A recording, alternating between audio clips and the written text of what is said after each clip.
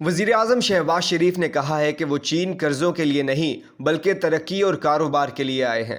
ان کا کہنا تھا کہ 5 چینی باشندوں کی ہلاکت کے واقعے پر انتہائی افسوس ہے۔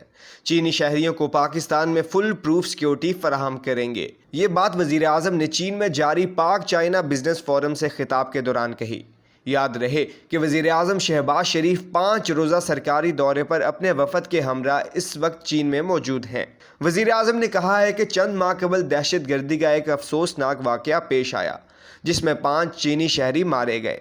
اس واقعے پر پورا پاکستان رنجیدہ تھا۔ ہر موقع پر اپنے ساتھ موجود رہنے والے چین کے شہریوں کی پاکستان میں سیکیورٹی یقینی بنائی جائے گی۔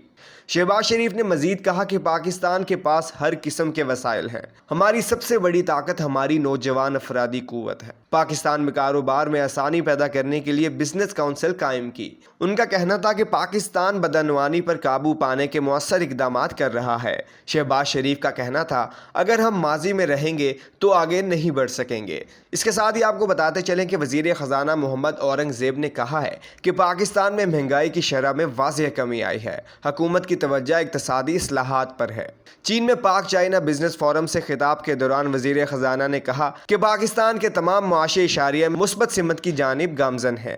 پاکستان میں بیرونی سرمایہ کاری میں اضافہ سرمایہ کاروں کا پاکستان پر اعتماد ہے۔